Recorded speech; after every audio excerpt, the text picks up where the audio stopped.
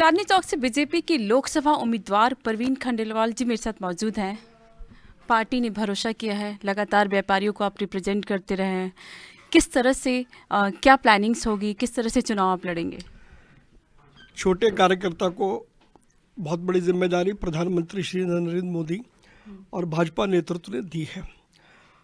और चांदनी चौक के जितने भी हमारे भाजपा के कार्यकर्ता हैं, उनके संकल्प शक्ति के साथ हम चांदनी चौक में रिकॉर्ड तोड़ विजय बनाने जा रहे हैं। और जहाँ तक सवाल चुनौतियों का है, तो प्रधानमंत्री श्री नरेंद्र मोदी ने पिछले 10 सालों में जिस प्रकार से असाधारण उपलब्धियां अर्जित की हैं, उसको देखते हुए कोई चुनौती नाम की चीज़ दूर दूर तक दिखाई नहीं देती। हम चांदनी चौक ही नहीं, दिल्ली की 7 सीटें जीतने जा रहे हैं, अब की बार 400 पार। क्या लगता है कि आम आदमी पार्टी और कांग्रेस जो है गठबंधन में है, वो लोग आएंगे या नहीं आएंगे? नहीं, ये गठबंधन क्या है? ये गठबंधन दो विपरीत विचारधाराओं के लोग जो एक दूसरे को पानी पी पी करके कोसा करते थे, अब अपनी राजनीतिक आकांक्षाओं की पूर्ति के लिए दिल्ली में एक हो गए, पंजाब में अलग अलग लड़ रहे हैं। ये गठबंधन नाम की ये नापाक गठजोड़ है दिल्ली की जनता को ठगने का। और दिल्ली के लोग इतने मूर्ख नहीं हैं जितना केजरीवाल जी और कांग्रेस के लोग समझते हैं। और समय आने पर उसका माकूल जवाब मिलेगा जब भाजपा दिल्ली की 7 सीटें जीतेगी। तो काफ़ी समय से आप व्यापारियों का मुद्दा उठाते रहे हैं। क्या क्या मेन जो प्रॉब्लम्स है, खास करके जो भी व्यापारी हैं, उनकी प्रॉब्लम्स क्या है मेन?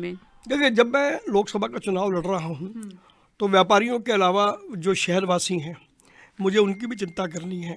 जो और बाकी वर्गों के लोग हैं, उनकी भी चिंता करनी है। तो जब हम कार्यकर्ताओं के साथ हम मिलकर के शहरों में, गलियों में जाएंगे, मोहल्लों में जाएंगे, तो नई नई समस्याएं निकल कर के सामने आएंगी। चांदनी चौक की जो भौगोलिक स्थिति है, उसमें एक मोहल्ले में जो समस्या है वो दूसरे मोहल्ले में नहीं हो सकती, और दूसरे मोहल्ले की समस्या तीसरे मोहल्ले में नहीं हो सकती। तो जब बाज़ार में जाएंगे, जब हम सड़कों पर उतरेंगे कार्यकर्ता के साथ, तो अनेक मुद्दे आएंगे। लेकिन हाँ, निश्चित रूप से चाहे वो व्यापारी हो या चांदनी चौक में रहने वाले लोग हों, वो सफाई व्यवस्था से परेशान हैं, अव्यवस्थित ट्रैफिक से परेशान हैं, बुनियादी सुविधाएं नहीं हैं, सड़कें टूटी हुई हैं, दिल्ली नगर निगम में भ्रष्टाचार चरम सीमा पर है, व्यापारियों को साइनेज के नोटिसेस, सीलिंग के नोटिसेस और अनेक तरीके के अत्याचार जितने भी नगर निगम कर सकती है, उतने अत्याचार वो कर रही है। तो ये प्रमुख रूप से वो सारे मुद्दे होने वाले हैं। और बाकी कुछ मुद्दे जो हमारा नेतृत्व तय करेगा, उन मुद्दों को लेकर के हम मतदाताओं के पास में जाएंगे। दिल्ली सरकार तो अक्सर कहती है कि फाइलें रोक दी जाती है, उपराज्यपाल जो है उन्हें काम नहीं करने देते हैं। तो ये जो चुनौतियाँ होंगी, इनसे आप कैसे निपटेंगे? देखिए, दिल्ली सरकार के विषय में मैं कोई बहुत टिप्पणी नहीं करना चाहता, क्योंकि दिल्ली की जनता अच्छी तरीके से जानती है।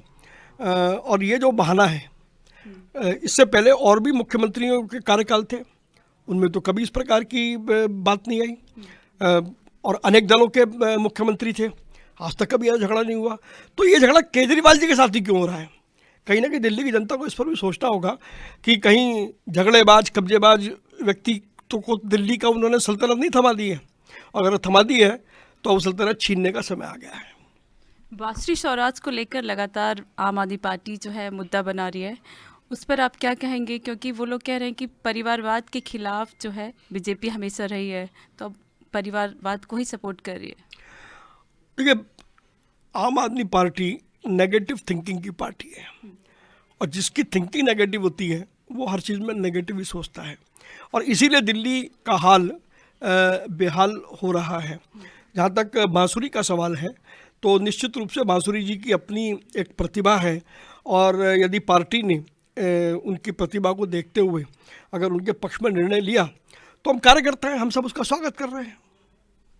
बहुत बहुत शुक्रिया। तो आपने सुना बीजेपी के उम्मीदवार परवीन खंडेलवाल जी को। दिल्ली से कैमरामैन नागेंद्र के साथ श्वेता गुप्ता।